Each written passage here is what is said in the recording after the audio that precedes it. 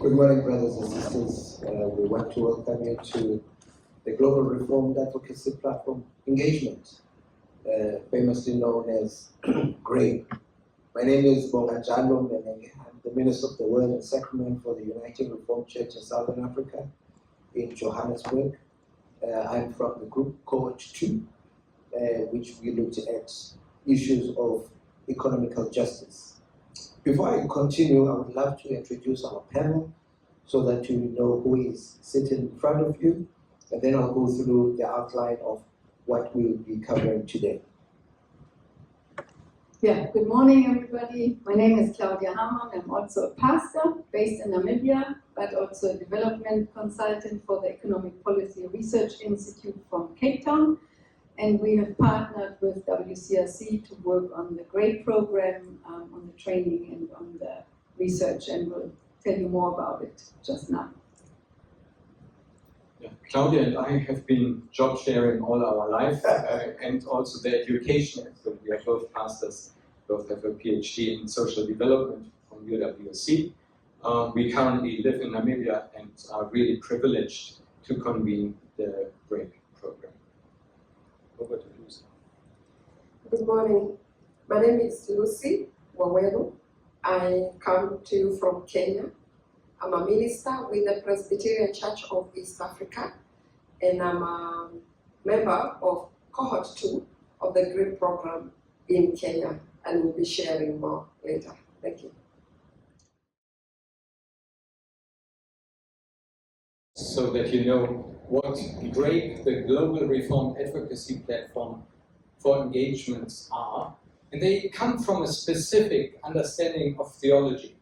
And I would say an understanding which defines the approach of the WCRC. Advocating and fighting for economic and climate justice is not, as some nowadays would say, a vogue idea. No, it is a fundamental part of our belief. In Matthew 25:40, Jesus says, "Whatever you did for one of the least, you did for me." So Jesus says we meet him here. There are 2 times in the Bible where Jesus directly identifies himself with people, and this is here: those who suffer from hunger, thirst, or have no clothing or are sick. Today we would say people living in precarious situations. And the second time is we see him in those who are persecuted in his name. So this clear identification is and has to be defining for our Christian belief, and most importantly in our actions. If we take this seriously, that God already identifies him and herself with those living in poverty and those suffering, in them we meet him and her. This is a radical change in our human perspective. And I think that needs to be answered with concrete actions. And this is what GRAPE tries to do, here and now, concretely, not just writing about it in a declaration or postponing the hope to the afterlife. And this theological premise changes perspectives and takes sides. It is not for, but it has to be driven by people. It is with people, not a theoretical exercise ending with a conference declaration, but it is engaging in the daily struggles on the ground. This is where GRAPE tries to have a newer, long-term approach. This is, of course, more difficult. To be hands-on needs a constant engagement. It requires to get your hands muddy, often in quite difficult situations, complex and sometimes even ambiguous. But this is what theology demands from us. And that becomes clear in Hebrew 13, verses 12 to 14. The actions have to be concrete and tangible. We need to go out to him, go out to Jesus outside the gate. It has to be service, and we need to strive for excellence.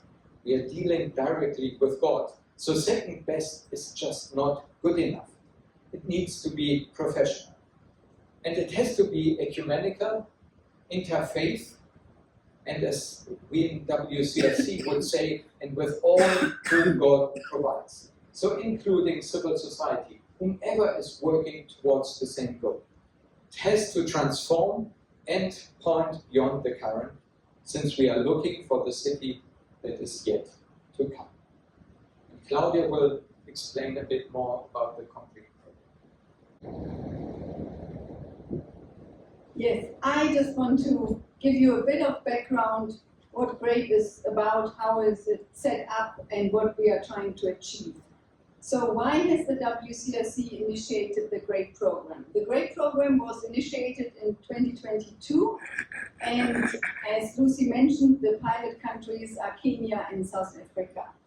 And the GRAPE program tries to address three challenges in the advocacy work of the WCRC and its member churches. So firstly, as you know, and many of you have been involved, the WCRC has an excellent history of innovative theological thinking, of shaping the discussions about theology, about social and economic justice in a very prophetic and political manner, and standing very clearly on the side of the oppressed and marginalized. But there was the feeling that one has also to focus on the link between this global network, the global thinking, the statements, and the local member churches in their country. A challenge to translate the thoughts, the theories, the debates into change in the country where the member churches are present. So on change on the ground. So the GRAPE program is set up not to organize big theological conferences or write papers or produce a statement, which they obviously have their places, but this is not what GRAPE is about. GRAPE is about starting in the local context, from local to local, by trying to identify the root causes of social and economic injustices in the country. But here also lies the second challenge. If you work with churches and congregations, they understandably so design projects to satisfy the immediate needs in their congregation, like drilling a borehole, opening a kindergarten, opening a soup kitchen. But this is also not what GRAPE is about. GRAPE wants to change the local context by looking at the root causes, by looking at the systematic underlying issues of economic and climate injustices, and doing so by looking into a national effective advocacy campaign to change something on the political structural level in the countries and not just in one congregation. And this should not be done in isolation, but as Dirk said, with civil society actor, as the WCRC promotes, reform means to be ecumenical, but also with civil society, whoever God provides. And it's also the idea to take churches out of their safe space and have them integrated into civil society, but give the member churches a spearheading role there. And this is where the third challenge lies, because a program like this, addressing the root causes, doing a new advocacy approach, you can't do this very quickly. There's nothing like a quick fix on this, but it's there for the long haul. So GRAPE has a long-term vision and a long-term training program to train people in the countries, member churches, but also civil society activists, to build teams to work on an advocacy campaign which can change something in the country on a national level. And this is also why the WCRC has partnered with EPRI, the Economic Policy Research Institute, to support with the training and also with supporting the advocacy campaign with research and with economics. So GRAPE is really a very new way for the WCRC to do advocacy. The WCRC as a global network, the member churches in the country, and then EPRI. So very shortly, how does this look like in practice?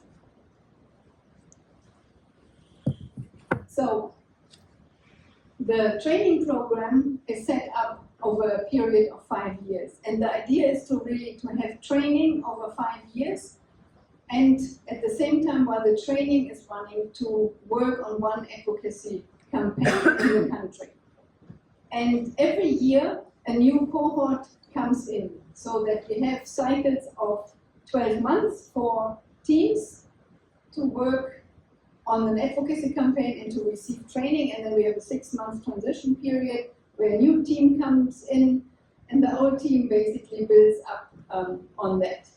And the strategy of the teams is that we have members from the local churches, but also civil society, from the Council of Churches, whoever wants to be engaged with this campaign.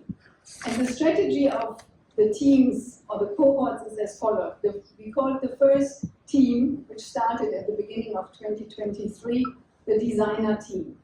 So they went through thorough research and discussion and decided on the most pressing issue in the country. What is the most pressing social justice issue in the country? And as Lucy mentioned, in Kenya, it's the right to water, and in South Africa, the right to a basic income.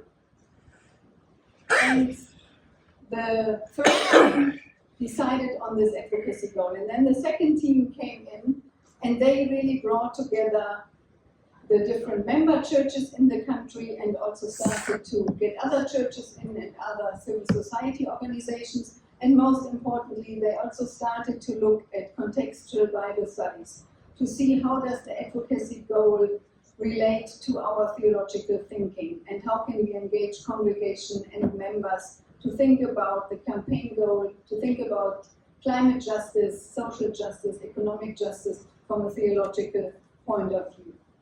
And now we are in the third cohort, and they are really busy to get into the political sphere, to look at how can we influence parliament, political decision makers, to add this voice. And so the journey continues with Team 4 and 5 in the next 2 years. And in order to bring the churches together with civil society organizations, other faith-based organizations, WCRC decided to call this platforms in the country. That's where the name comes from, the Global Research Advocacy Platforms for Engagement. And I just want to quickly show you how this looks like. So we have a national platform or national network, which is led by the member churches of the WCRC, and they organize this platform. And they get other people in whoever God provides, whoever wants to rally around this one advocacy goal.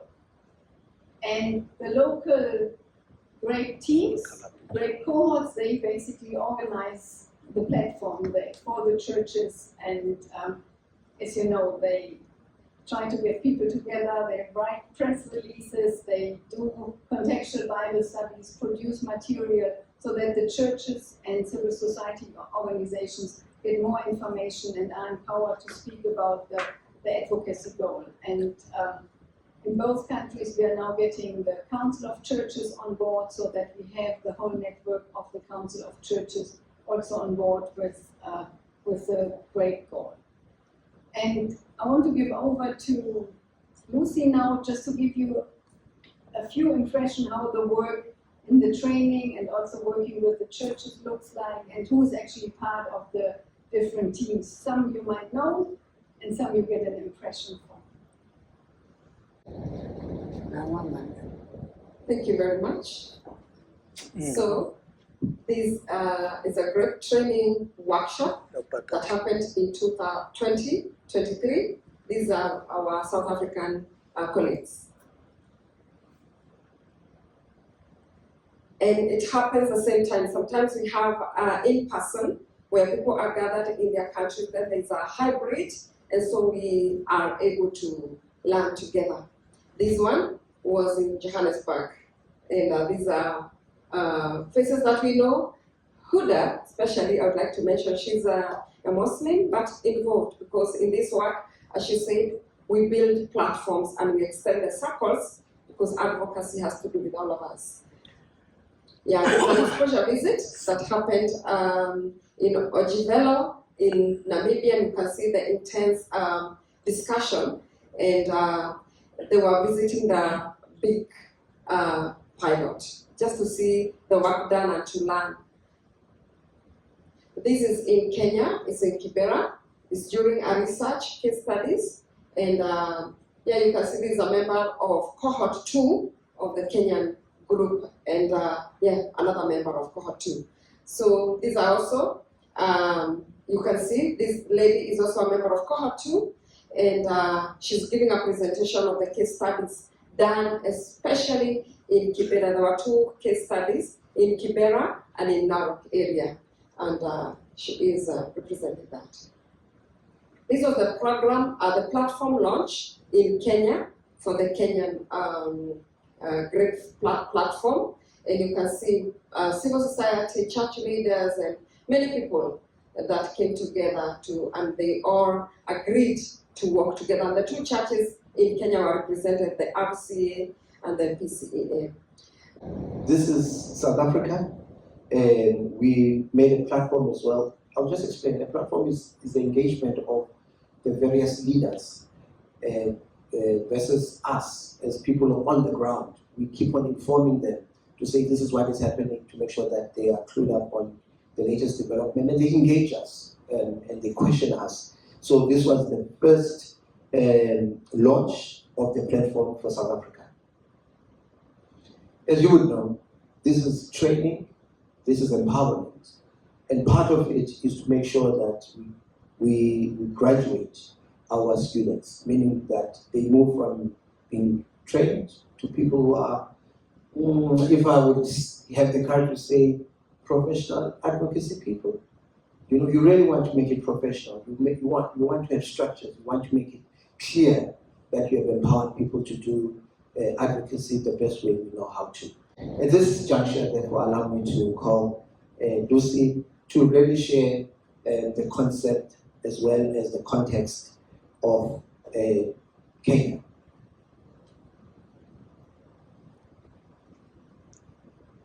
Thank you very much, Boga. As I said earlier, I'm Lucy. I'm from Kenya. Well, advocacy could look and mean different things to different people. For me, the GRAPE program and what attracted me actually to apply to participate in this advocacy program is that advocacy for me helps to amplify the voices that would otherwise not be heard. In my case, the issue on advocacy on the provision of clean and safe drinking water is very personal, because growing up in the 80s and 90s, I know what it means both to have scarcity of water and also what it means not to have clean drinking water. Well, growing up, as I said, I have the experience of taking a small jerry can and walking some long distance, of course, my mother with a bigger one and myself with a smaller one, to go and fetch water. In my case, not from a river, but from a borehole that was not very near our home, because I come from a semi-arid area, and so we depend on water from boreholes. And back then, there were very few. The situation has improved a bit now, and now at least water runs, though not very consistently. Even now, there is rationing of water, as we call it. You can't have it throughout the week because we don't have so much water.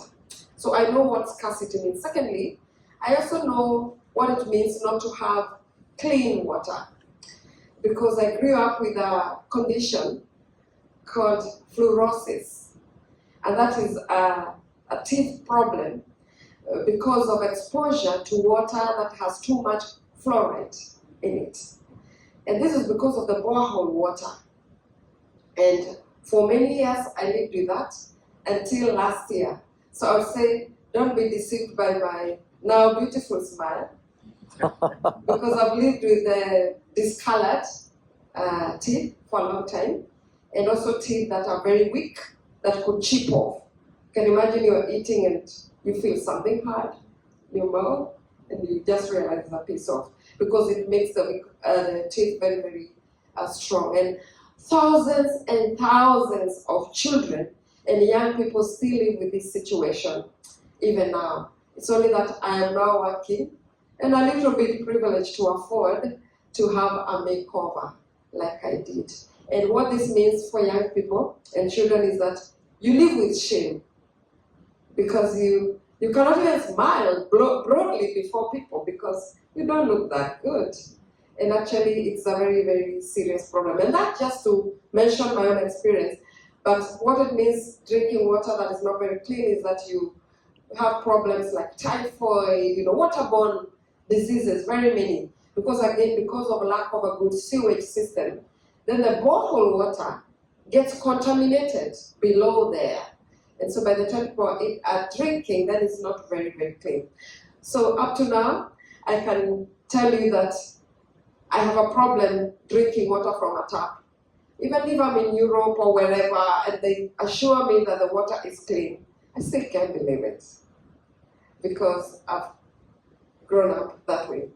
And also it's very hard to even wash anything with running water on a tap, because I feel like I'm wasting it. I'm wasting this water. So that is my experience, and that is why this advocacy speaks very powerfully in my life. Now to what is on the screen now. This is Kibera. Kibera is an informal settlement in Nairobi. So we have the Nairobi that looks very good, looks like any other city in the world, but we also have a part of Nairobi that people don't get to see. And it's a very densely populated area. And in this picture, we were doing our case studies as a team, and we visited Kibera. So this is a real photo, and you can see the trench of water that is not very clean. This is a sewage kind of water. But you can see that there are pipes passing there, and some are below, actually next to the water, to distribute water to the people. Two things about the water here. One is that they have also devised their own way of getting the water, because there are many pipes running through this informal settlement, big pipes, taking water to some upmarket places like Karen and other places where government officials live, where rich people live, and their pipes pass through Kibera, yet the people of Kibera have no access to water. So sometimes what the people do, they drill holes into the water and they connect themselves from those pipes going elsewhere. And even where you have authentic pipes coming through Kibera, you can see the situation. The water easily gets contaminated because of this situation. So this is a real situation and what is happening even as we are here. Now this was still during the visits to the community. You can see the very many jerry cans there of water. These are 20-liter jerry cans of water. And you can imagine how much you need for a household. You can imagine the amount of water you need to make a washing, to wash clothes for a whole family. The situation is not very good. You see the man there intrigued by this bottle of very, very clean water that was brought by the team. So this is how people get water. And even where I live, there are many of these cars. Some are human drawn and others are drawn by donkeys to distribute water. And the water is not free. One of those jerry cans would cost something like 50 Kenya shillings, which is like $50. You can imagine for a family that struggles to live on less than $1 per day, what does it mean to afford even one jerry can of water? And one jerry can of water for a family of how many people? To drink, to cook with, to clean even to wash their bodies. So this is how water is distributed. It's not very clean actually. This one is in the rural area. We also did case studies in rural Kenya. This is Narok. Narok is also a semi-arid area, mainly with the Maasai people in that area. And you can see the irony. Irony in the cut by the man selling the water is that water is life. And how much of it is life really when people cannot access the water? So this is still in Narok district. You can see the river, not very clean, but that is the only source that people have. So they have to walk very long distances, and mainly these are women and girls who have to fetch water. And there are many dangers. Like by the time we were doing this, it was reported that 2 days ago, someone had been trampled by an elephant and killed, you know. So people die in search of water, which is supposed to be life. And you can see the water is not clean, but it's the same water that they'll drink and the animals will also drink. Yeah, so that is why the campaign in Kenya, the advocacy campaign in Kenya, is looking at water as part of the climate, change issue. And because of droughts and floods in our country, we have had many issues going around. Too much water coming at once, very destructive. Lack of water, again, on the other side, that is extreme and causing us a lot of problems. And that is why we are looking at the accessibility to safe and clean drinking water. And our advocacy goal for Kenya is that by the year 2028, we will have guaranteed 50 liters of clean and safe water, or equivalent cash compensation for every person per day. And I'd like to say that this is actually on the lower minimum prescribed by the World Health Organization, because I think it's between 50 and 150 liters. So we take the lowest because we come from a place of scarcity. And between 30 and 40% Kenyans don't have access to clean and safe water at the moment. Now that is a huge population. If you consider that we're between 50 and 55 million, then that means about 20 million people do not have access. So that is huge. That is huge. And it's not like our government doesn't have policies. We don't lack policies. In fact, when we visited Cape Town the other time, it was very interesting to hear that they have borrowed a lot from Kenya in terms of policies in order to improve on their water accessibility and water issues. We have a lot of expertise and all that. We have very many policies talking about water, but these policies are not being translated into action. They're just lying there. So as a government, our government knows what needs to be done. They know that we have a need, but yet they're not doing anything, and yet water is life, and that's what we're advocating. So we have had a number of milestones so far. The platform in Kenya has been launched officially with very many participants coming from the churches, from civil societies, and all that. And this photo was taken during that launch that happened in Nairobi. And you can see the testimonies and the words from key leaders in the church. And that is the Secretary General of the PCA Church. The news was also covered by the media. This is a Kenya Broadcasting Corporation, of course, the major broadcasting house by the government, and they publicized that, and we thank God for that. You can see that how it was covered actually, that the church stands together for access to clean and safe water for all by 2028. These are some of the ways we're using to actually publicize and amplify the voices. This is the leader of the Reformed Church of East Africa, one of the other major, Reformed churches in Kenya. And this is Dr. Luka. He is the GS, the General Secretary. Good afternoon, everyone. Afternoon. My name is Bomanjalo, and raised in South Africa during the time of apartheid, hard times. But the truth be told, I was born of a middle-class family. My father is a reverend. My mother was a principal. Though we stayed in Kwazakhe Township, where our house, which was made of bricks, was surrounded by sea of shacks and poverty. And this was a contradiction that, if you live in South Africa, you have to face. Some have and some do not have. This picture was taken in 1992. I was 12 years old, and it was an opportunity for my family to take me to the so-called multiracial Model C schools, meaning the so-called white schools, which were exclusive, now are open.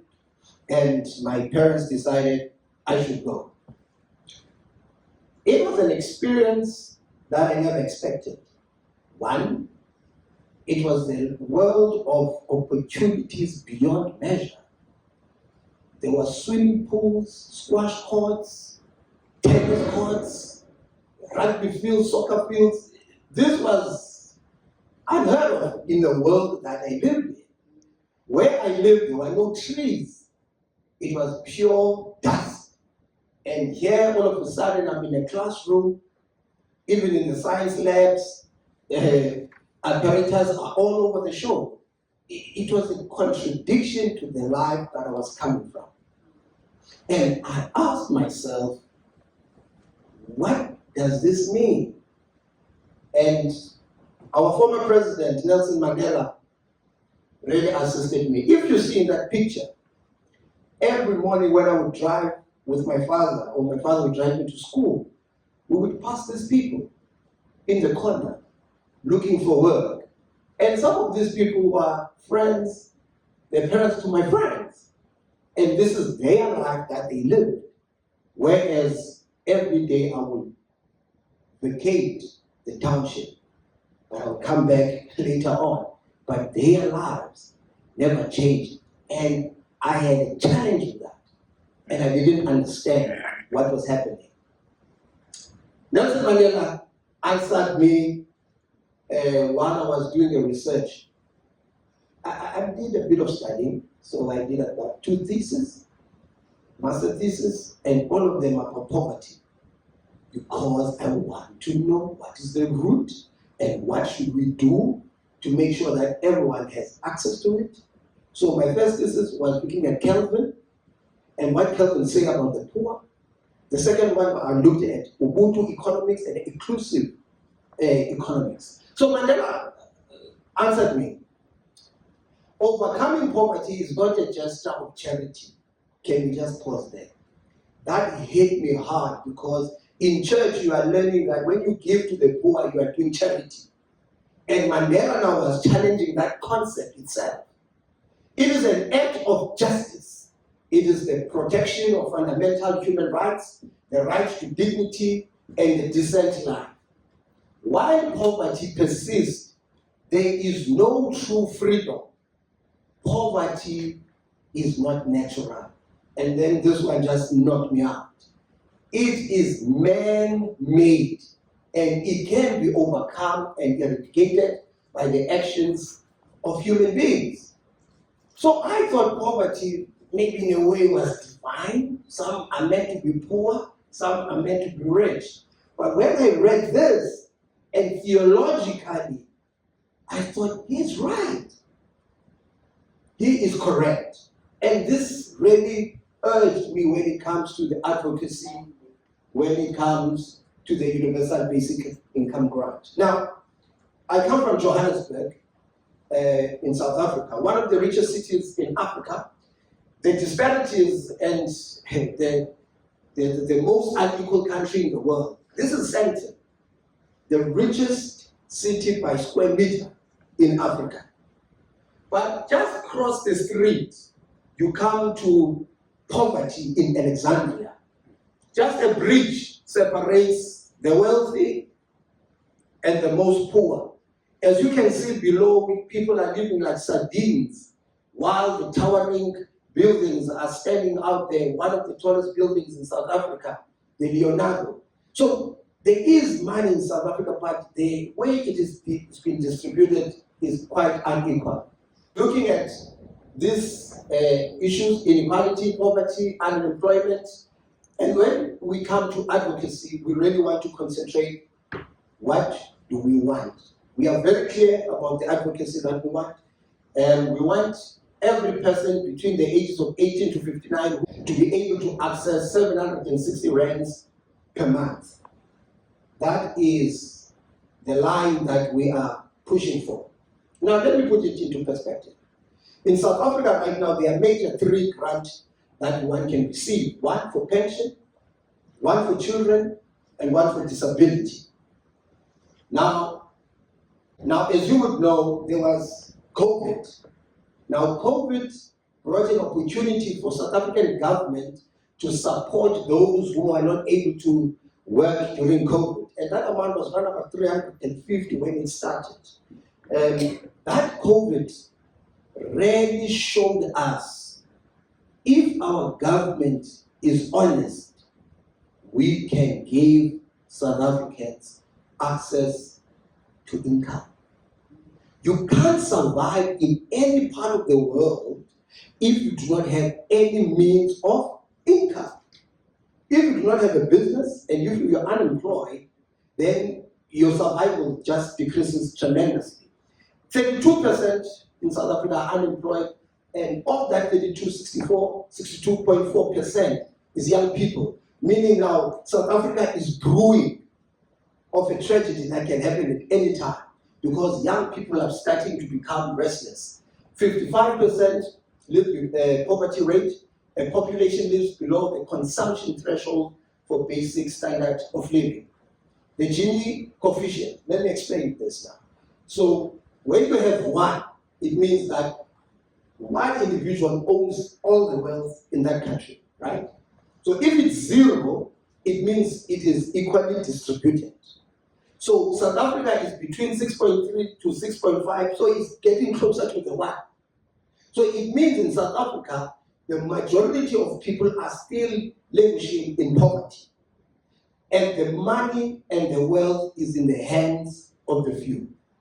Therefore, currently as we stand, the social grants in South Africa, we are providing 18.5 million. And I'm here to say that number needs to increase.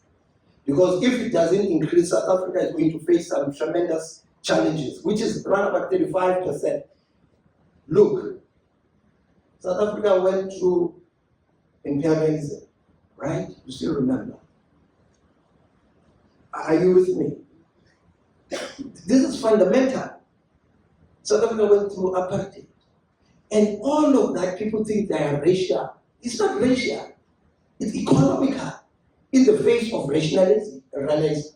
rationalization. So it has nothing to do with race. It had to do with wealth. And race was a weapon that was used to make sure that the majority does not participate economically. So this is why we are saying we need to change that structural change. You can see when you apply a teacher, a post for a teacher, 10,000 people will apply for that job. Meaning for you to apply for that, you need a qualification, right? You have to go to university, and yet you cannot access job market despite your qualification. Therefore, South Africans are not looking for handouts, no. But we realize that there's economical structural changes that we need to do. Some will say it might be too expensive. What is expensive in South Africa is corruption. The government in South Africa is corrupt. I don't want to get into those politics, but I can say this for sure. One individual has stolen 1 billion rands from the hospital. Can you believe it? Individual, 1 billion rands. So it's not the sense that we do not have money. South Africa has got a lot of money. I can put it to you, 1% of the population in South Africa can pay off all the universal debt. 1%. If you take the 1% in South Africa, they can give 1,000 rand monthly to those who are unemployed. As I close, some will say it will create inflation. No. This is what happens. So when you give money to people, especially the poor, they usually do things when it comes to consumption, like what? Food, transportation, medicine. So when these people interact, they stimulate the economy rather than to create inflation. What creates inflation is inequality. Therefore, we started to lobby. And the people that we lobbied was the church. If you really want to win this war, win the church. So we started a platform, and some of our leaders are here, and we started a contextual Bible study where we really wanted to lobby as well normal congregants. What does God say about basic income grant? We have been on TV, we have been promoting it, we are doing our best. This is Mama Bukelo Hans, Dr. Hans. She is our face when it comes to the media. Our former GS of the Presbyterian Church, he's here. He has endorsed us. Our stalwart, Father Michael Lepsley. If you know about anything about him, this is guy lost his eye and arms for the struggle for the independence of South Africa. This is Archbishop Thabo Mkhoba. He's Anglican, but he's buying into the universal basic income grant. We are looking beyond the Reformed faith. We are looking to the faith community. We have made a couple of statements regarding the SRD, which is the social relief distress grant. What is happening in South Africa? They are looking for ways to cut the grants out. So what they did, they made this assertion that they want to increase tax when it comes to VAT. Now, some people didn't pick it up. What the minister was trying to do, how do I get this money from the grants back? You increase what people consume. So when you try to increase the value-added tax, a lot of people knew that it was going to impact the poor. Now that didn't work. There is big rumors in South Africa that they are trying to cut all the grants, especially the ones of the SRD, which was the COVID, but now we can call them the unemployment grant. We have had a GRAPE Sunday where we introduced these concepts to our churches, and we even look for support from our churches so that we continue to advocate for universal basic income. We've made media statements. There were times where we have to go to court because government is trying to do funny things, but we meet them in court. And in court, this is where we are winning the battle. Having said that, there are political organizations that want to support the basic income grant. The Minister of Social Development really wants to support us, but it's a struggle because some believe this cannot happen. And they have every excuse in the book for it not to happen. But we have lobbied a lot of people inside Parliament, and they are buying into what we are saying. Now, this is the QR code. Please take and scan so that you can look what we are doing. This is the website that can give you more information as well as resources of the work that we have done and perhaps how you can be part of the engagement. Bonga has set the task for this specific workshop where we want to see how to give effect in the local to global international solidarity. And I'll start quickly with how we see the current political global situation. Then Claudia will speak briefly about what we think is needed to build the momentum to have the right impact.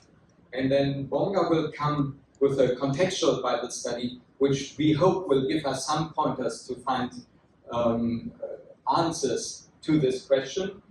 So let me start off. I think we all would agree that the world is changing dramatically. And except if you happen to be a billionaire, in most cases it is changing to the worse.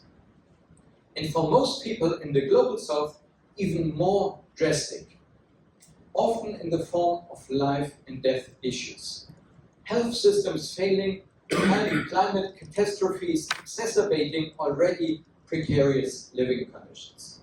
The current international development aid system is especially failing. You all know about USAID, but also about UNICEF, WFP. They are cutting the programs by currently 40% in countries like Kenya, Mozambique, you name them. And it's not only one country, but the European countries have followed suit. Development aid being cut severely in Sweden, in the Netherlands, in the UK, and in Germany. And it's cut and cut. And development aid always had problems.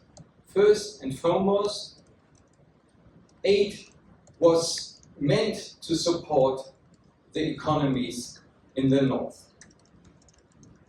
And in second place, if there was a place, then to deliver aid.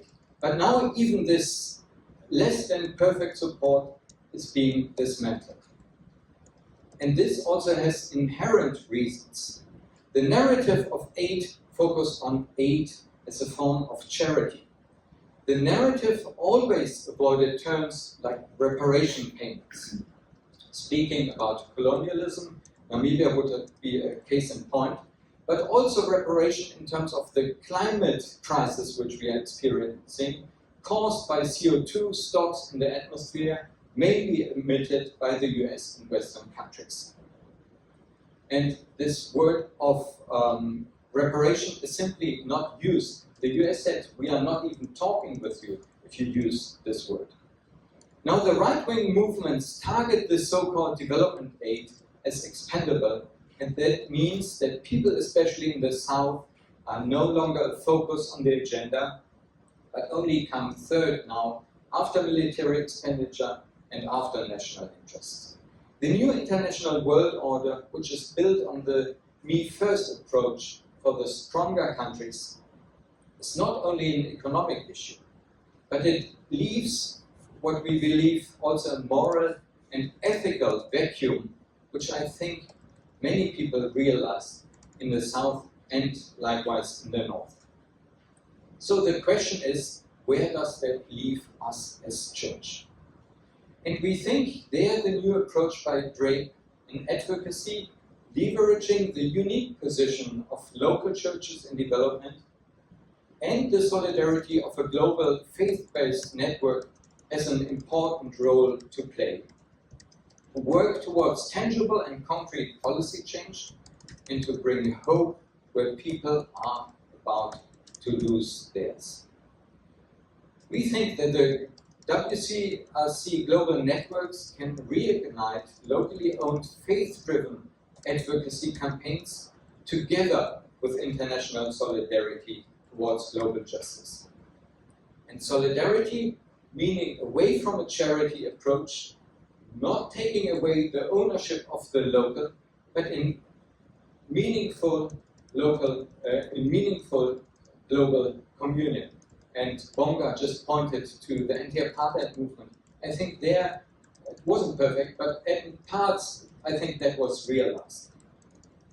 So the local to local is a chance for new forms of international solidarity and action. And we want to discuss with you how do we come about? And I think we need new ideas here. And how do we develop this together? So Claudia will take us through now what we think, what is needed from a sociological point of view to build this momentum. And I'll hand over to Claudia. Well, that was a tall order. Well, we're actually here to pick your minds, but I just wanted to give you some food for thought because I think we need to produce hope. And I wanted to go into the concept of tipping points. And I'm afraid many of you know about the negative tipping points in climate science. the critical threshold in the Earth's climate system. Once crossed, they can trigger self-reinforcing, often irreversible changes that dramatically alter the global and regional climate patterns, ecosystems and human systems, like the melting of the ice cores at the poles, the Amazon forest, the coral reefs, which are apparently now collapsing if nothing drastically changes. But I want to use tipping points in a positive manner, and I think we need to look for positive tipping points, changing a system so something better comes out of it. And to illustrate the point, I want to look at the first picture of the chair, which symbolizes the negative tipping points. You sit on a chair, and if you lean backward, which is a stable position where we should be in, it's a preferable position. But if you lean back, you can still come back forward again into your stable position. But if you lean too much, you land on your back, which is also stable, but it's not the position you want to be in. And this is a symbol for the negative tipping points, because you don't want to, the world shouldn't lie on its back and can't get up again. And you can symbolize this also with the balls which are running over the hill. And once it's on top of the hill, it just needs a little bit of tipping, and then it goes into the deep valley, which is really hard to get out. And this is, yeah, like the negative tipping points of the climate. But obviously, social change is complex and much more difficult to achieve, and to get something over that tipping point is problematic. The picture on the other side has a bit of a different positive connotation to it, because there you see the valley gets a bit lower, so you don't have to tip the ball over a high hill, but over a smaller hill, and you get into another state. And we actually want to get into that stage, because that's the positive stage, and we want to change the system to get there. As an example, we can look how the discussion on the climate changed since 2018. If somebody remembers what happened in August 2018. Anybody remembers? Somebody did something in Sweden on Fridays. Greta Thunberg went every Friday on her own with a placard in front of the Swedish parliament and had a placard saying, "I'm striking for the climate." And that was only in August 2018. And she changed the system, how we talk about the climate. We now have a global movement of Friday for Future.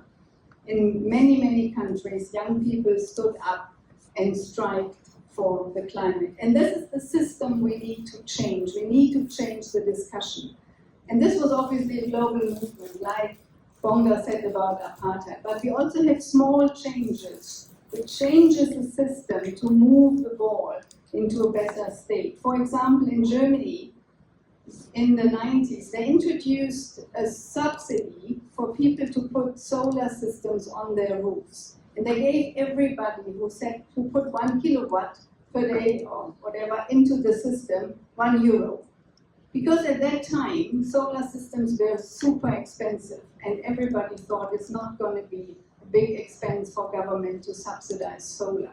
In a matter of 20 years, China realized that they can make money with cheaper solar system.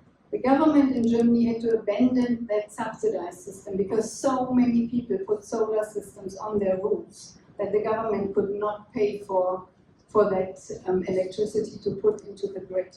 And the economy changed, and nobody thought that this would happen.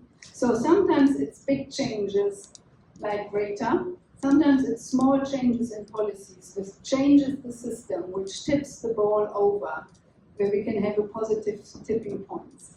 And the challenge today is, how do we find a positive tipping point to support the campaign in Kenya for the right to water and the campaign in South Africa to the right for a basic income. And this is the challenge for the workshop today, and we want to pick your minds to see how can we tweak the system so we can support these campaigns. And I give over to Bonga to help us with a bit of a theological thinking to maybe find this tipping point a bit easier. Thanks so much, Claudia. One of the ways in South Africa and Kenya that we have engaged normal congregants is through contextual Bible study, because we want people who support our initiative, especially the church, to have some theological background as well as a place where we stand as where God stands. I want to read this text to you as we are going to reflect. It is Luke 18, verse 1 to 8. Verse 1. Then Jesus told his disciples a parable to show them that they should always pray and not give up. He said, in a certain town there was a judge who neither feared God nor cared what people thought. And there was a widow in that town who kept coming to him with a plea, grant me justice against my adversary. For some time he refused, but finally he said to himself, even though I do not fear God or care what people think, yet because this widow keeps bothering me, I will see that she gets justice, so that she won't eventually come and attack me. Verse 6. And the Lord said, listen to what the unjust judge say. And will not God bring about justice for these chosen ones, who cry out to him day and night? Will he keep putting them off? I tell you, he will see that they get justice and quickly. However, when the Son of Man comes, will he find faith on earth? Brothers and sisters, persistence is the numbers game when it comes to advocacy. When you do advocacy, you must be persistent. As the theme for this conference says, persevere in your witness. This woman clearly was not a powerful person, but her persistent seeking for justice, at the end of the day, it came through. Our countries are not necessarily Christian countries. Our countries are secular countries, which might not believe in what we believe. But if we engage them to deal with the root causes, we believe that with persistence, finally, everyone can receive justice.